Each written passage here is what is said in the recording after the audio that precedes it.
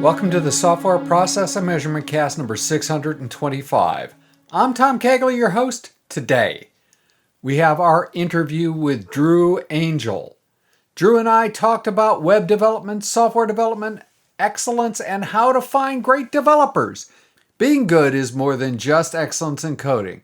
Listening and problem solving are also needed, which has led Drew to experiment with using GitCommit Bounties to get great developers to self-identify. Drew's bio. Drew is a digital pioneer who loves rolling up his sleeves and identifying software and programming solutions. As the owner and lead developer of AngellEYE and GitCommits, Drew's responsibilities include everything from day-to-day business management to the development of web and mobile applications. Drew is heavily involved with PayPal. He's a certified PayPal developer. There's only 13 in the world that reached the ACE developer status. An official PayPal partner, a PayPal ambassador. He was also given the PayPal Star Developer Award at developer conferences in 2008, 2009, 2011.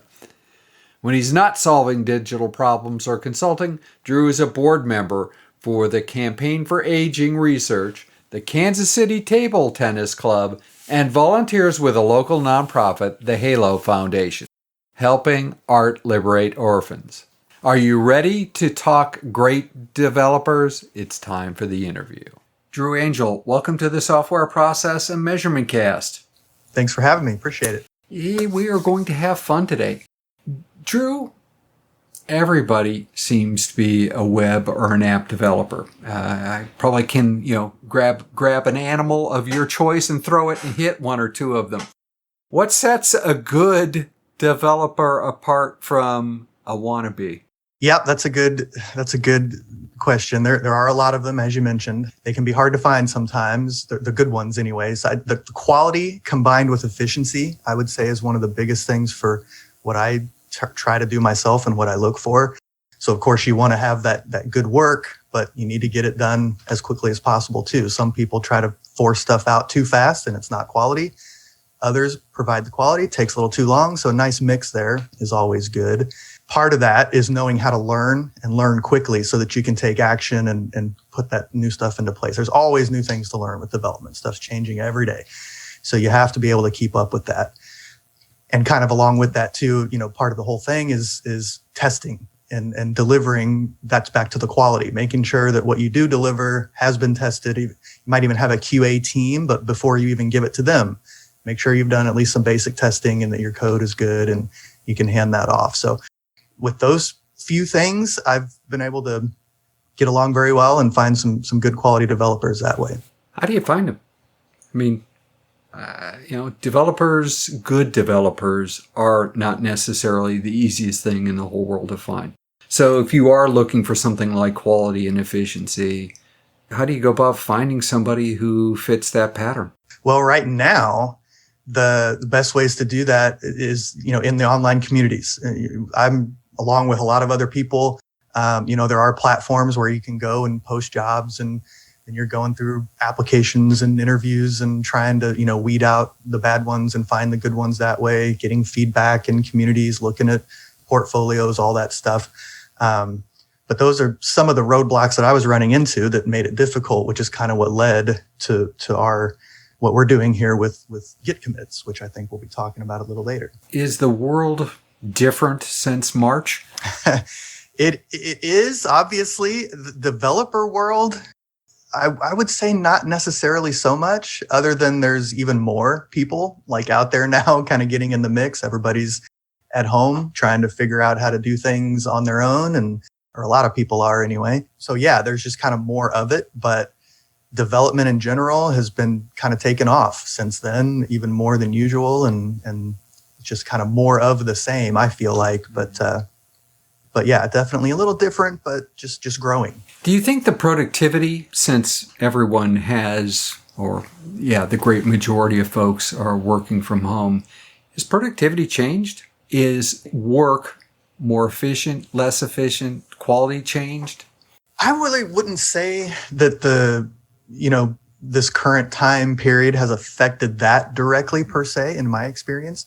I mean, again, there's just kind of more people out there looking, I've noticed that I just get more requests for, hey, do you have any work, that I can do for you? But as far as the quality and the efficiency, it's kind of the same routine that I've noticed. You're going through the same steps to try to find, the proper person who understands what you're doing, weed out the people who don't, or that just doesn't seem like a good fit. And so once you find those people, it's pretty much the same routine I've seen. When it comes to learning, and you mentioned learning and people having to continually learn, how does that actually happen in real life? I mean, I can point you at any number of big organizations that talk about learning, and they might actually have budget for people to learn. And if you work with teams and teams of people, the answer is that a lot of that doesn't happen unless it's happening by osmosis or people are just picking it up at night or something.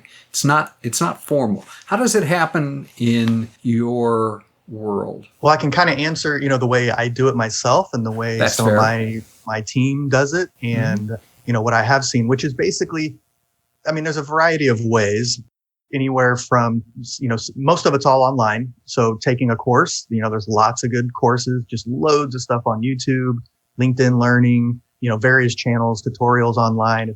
So if you're kind of trying to sharpen your axe, so to speak, before you sit down to chop down that tree, then some of those more lengthy training sources are great. And they can really, keep you up to speed. If you're learning a new framework, if you're learning a new programming language altogether, maybe some specific feature, some of those, lengthy training materials are great for that. But the more kind of everyday thing that's just happening is just Google.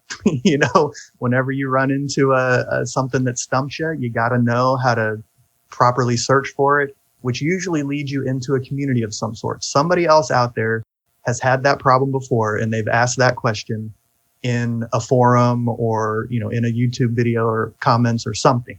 And so you just got to be able to track that down, review it, comprehend it, and be able to move forward with it. And that's just something that's happening every day. It's never going to stop because there's just too much new changes and new things happening all the time. Realistically, having been in this industry, having coded, having tested and done all that, and God forbid anybody should have me code ever again, even though I still have code running 20 years later, which is scary. But I think we always were challenged. I mean, the platforms for learning might be a little bit more varied, but the rate of change, I don't know that it's terribly different. What I think is different is that a lot of the onus is actually on individuals to wrestle with that and make sure that they're always getting better. So when did you recognize that you always had to try to stay up to date? And maybe, I would, probably argue from reading, your background, probably closer to the cutting edge kind of stuff. When did you decide that was a necessity? Basically I don't know that it's really a decision that I made as much as it is just kind of the natural flow of growing a business in this particular field. And we have lots of different projects, lots of different clients. We do a lot with, WordPress plugins, for example, that we build and maintain. And so we have tens of thousands of users hitting us every day with various unique things that they're trying to do and feature requests they might have and just other custom adjustments they might want made. And a lot of those just have some, they're using some tool, some service, some platform that you're not quite familiar with yet. And so that's just kind of where you have to pick up that skill of being able to dive into documentation, watch some videos, figure that stuff out, and then again, be able to take action on it. So it's not really a decision I made. It's just kind of something that's been happening naturally, I would say. And from what I've seen, some are able to do that a little better than others. And that would go back to, the good, what I would call the good developers versus the not so good ones. Yeah, while it might not have been a conscious decision, obviously not everybody does that. A lot of people are very comfortable with learning one thing. Even though I can point you at people that are still writing COBOL, and we all laugh about that. I actually walked through a large organization the other day and saw a book. It's like, oh, I think I had that in my attic about 20 years ago. Might still be in the attic. I don't, who knows what's living in it at this point. But people got stuck. Well, luckily they got stuck in something that pays them a lot of money because there are not many of them anymore. But again, I think that decision to stay current and try to ride the wave for as long as humanly possible is not common. And that may be why, hunting down people is important.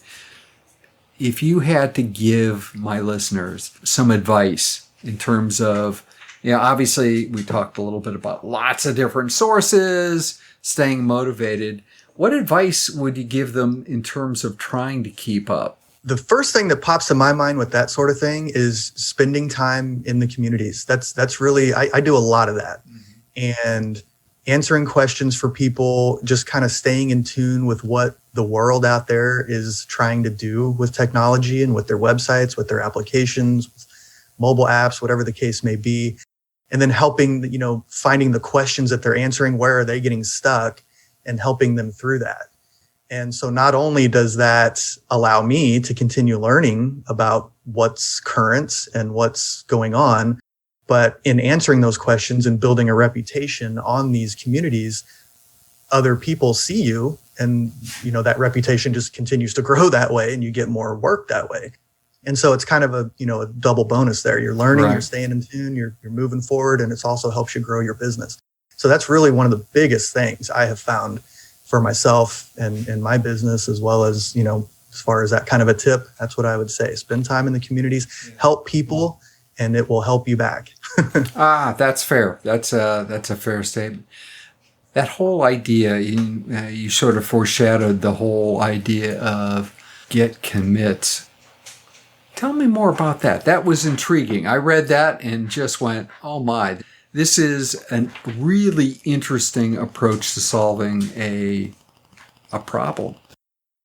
Yeah. So kind of back to what I was mentioning about finding the quality developers, it does take some time. You post jobs, you take a bunch of applications, you're going through all these details with people, interviewing a lot of people. That was just chewing up a lot of my time. And I was struggling with that, and, would find myself hiring too quickly. And then I had not necessarily the best person that was the best fit, or just kind of letting things sit. So what I found, the best thing, again, with our WordPress plugins, we have some free plugins and that, have a lot of users. And the best thing for me, what I love is when I can, wake up in the morning, sit down to my computer, and, oh, hey, here's some pull requests off of my GitHub repositories. And the person provided the work. It's good quality work. They fixed a bug or they added a feature because they happened to be using our plugin and they ran into that. And I love those because I didn't have to talk to the person. I didn't have to interview them. I didn't have to post a job on some website somewhere. It's just in in GitHub in this case. Mm-hmm. It's just there, my natural, I'm going to be creating issues there anyway. So I just wanted more of that. How can I get more of that? I wanted the community to help me in that way so that I could wake up to more pull requests every day. The problem was people don't really have an incentive to do that unless they're using your plugin or your tool. They happen to run into that problem. Oh, I can just fix it on my own real quick. So I'll do it and I'll go ahead and contribute back to the project. So what I was trying to figure out is how can I get people to just want to do that more often? I've got all these tickets out there on GitHub and I just don't have very many people submitting pull requests on those. So the simple idea, was just a monetary value. So basically what we're doing with GitCommits is you can add a bounty or fund a ticket. And then on that GitHub issue in the comments, you can see that there's now a bounty added, and any other developer out there that ever comes across that issue sees, oh, what is this? There's a bounty. I can complete this and, get $20 or $50 or $100, whatever the bounty may be for that issue. And so it just gives them that incentive. Mm-hmm. So for me, we're going to be, loading that thing up with a whole bunch of bounties, and hopefully I'll be able to, again, wake up in the morning and just get that many more pull requests coming through, and without having to spend all the time, interviewing, all that stuff that you normally have to do to find people. So do you think it's the money, or do you think it's the competition, in essence, the bounty being a prize gives people? It's a little bit of both. Obviously, the cash, the money is definitely incentive for people, but it is interesting, in the Git community and GitHub especially, in some of the communities. For example, just the other day, I saw somebody mentioning how they have anxiety that they want to get at least one green accepted pull request on their GitHub user profile every day to show activity and to show that they're contributing to the community. And the first thing I thought was, yeah, that's awesome. You get your little green tick mark, but what if you also had a little green dollar bill sent over your way whenever you do that? So it's going to kind of combine, the competition will definitely do it. But again, just unless there's a pretty unique thing, or if somebody was using your tool specifically, I just haven't experienced a lot of, drive to get people really doing that. And this will hopefully allow us to. So have you run an experiment? What's it feel like so far? Well, we are at the very early stages of this thing. Yeah. So, the little bit of testing I've done has proven successful. People are, when they see that, it definitely sparks interest. What is this? There's a bounty on this, $10 to do this issue. That's a simple one. I could do that in 5 minutes. Boom, bang it out. And so, it's been interesting so far. But yeah, we're at the early stages. We basically just launched our MVP, and we'll be growing, a lot here this last quarter of this year and next year. You, as I looked through your LinkedIn profile before the call, you are a serial entrepreneur. What made you a serial entrepreneur? Why is it that you're interested in starting up businesses and running them? Because most of them, if I remember correctly, are still in existence. Yep, they're still running, and really, it's kind of just something. I guess it goes back to when I was 13 years old and first getting into coding and computers and learning about the internet, and just being fascinated with how easy it was to communicate with people all over the world. And of course, all that's kind of taken for granted these days. But for me, that's still there. Like, that piece is just still fascinating to me. And as you're communicating with all these different people, building relationships, and, naturally, you just kind of end up trying to help people solve different problems in different ways. And those oftentimes will turn into could be a whole separate business of its own. So as those happen, of course, sometimes we'll just do something under the umbrella of another business, or we might spawn it off into something else entirely. But yeah, it's just the intrigue and the fascination of being able to work with people all over the world. And when you're doing that, it just kind of naturally turns into projects to do and turn into new platforms, or whatever the case may be. So just kind of happens with the general flow of being in those communities, like I talked about, yeah. And not wanting to let those things die after you do them. A lot of times what it becomes is you might get a custom request from a client, and you build that thing out, or even something we're trying to do in-house. We build it out for ourselves. And then it's like, well, why keep it to ourselves? This could be valuable for a lot of people. So let's put it out there. And, when some things grow legs and some things don't, the ones that do kind of become their own little business, and then you got to keep it alive. Yeah, good point. Wouldn't it have been simpler to go to work for, a Blue Cross Blue Shield in town or something like that versus, you have to hire, you have to manage cash flow, all of the things that an entrepreneur does. And I think, I sort of churned through that a little bit because I don't think listeners get it, right? They see, people like you who create businesses, but they don't quite understand that it's not all, unicorns and fairy dust kind of stuff. There's a lot of work involved in that. Yeah, there is. Some of that is what really attracts me. Some of it I still struggle with.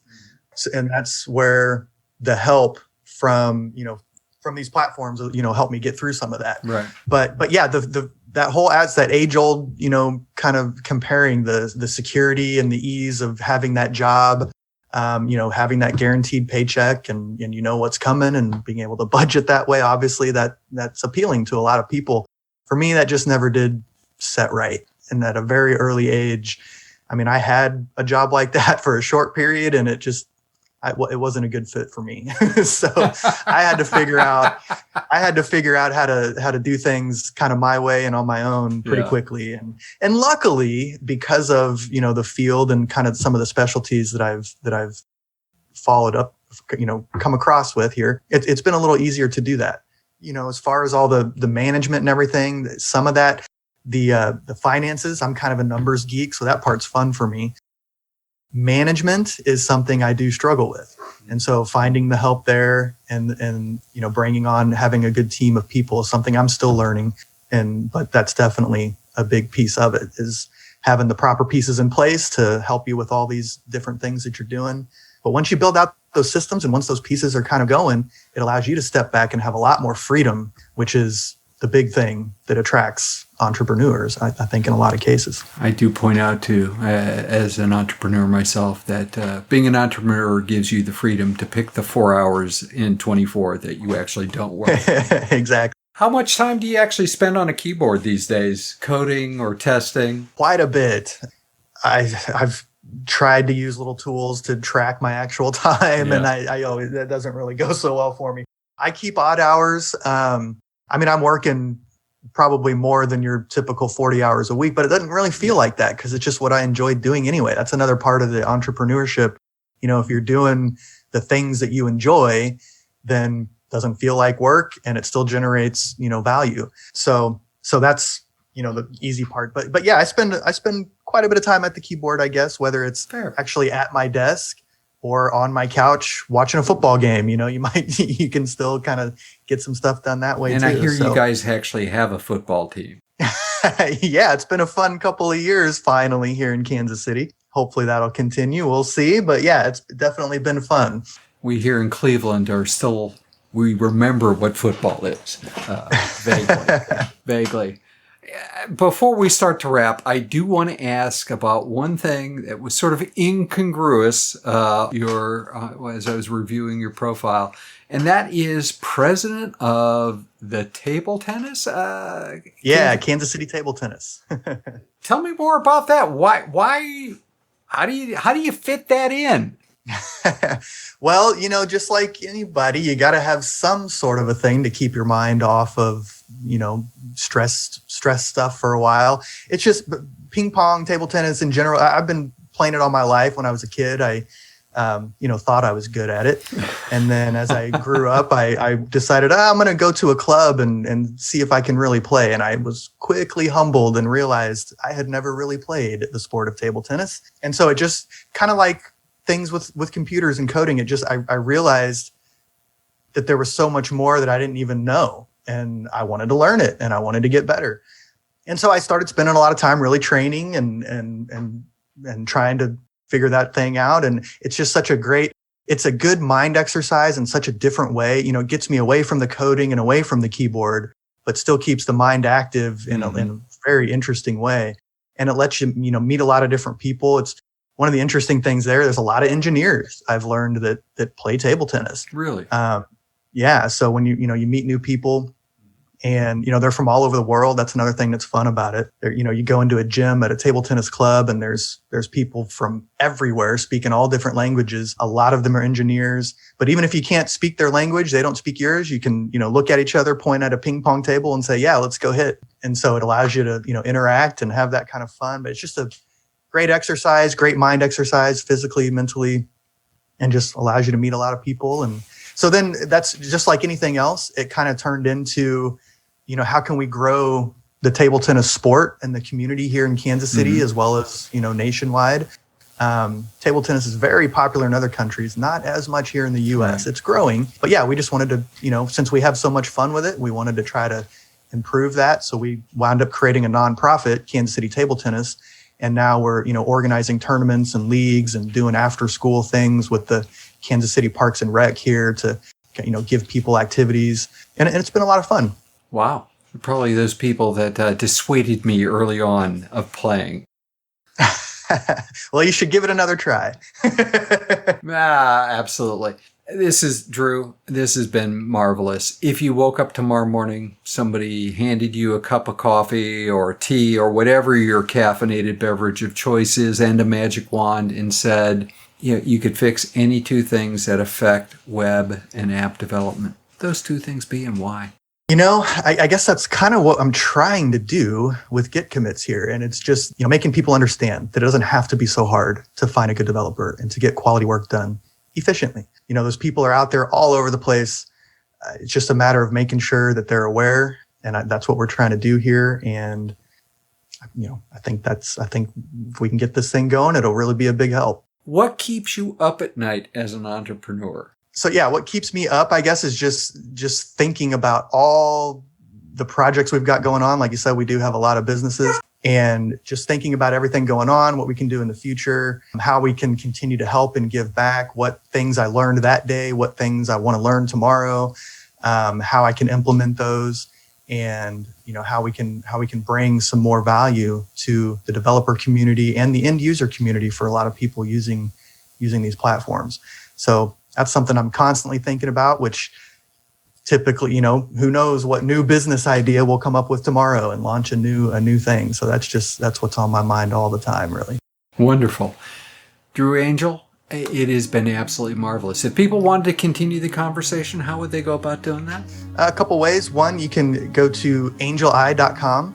That's AngellEYE.com. Or GitCommits.com is the new platform. Either one of those, you can reach me through there, and I'd be happy to answer any questions you might have. Super. Drew, as I said, fantastic. I've learned a lot. Awesome. Excellent. Yeah, appreciate that, and I really appreciate you having me.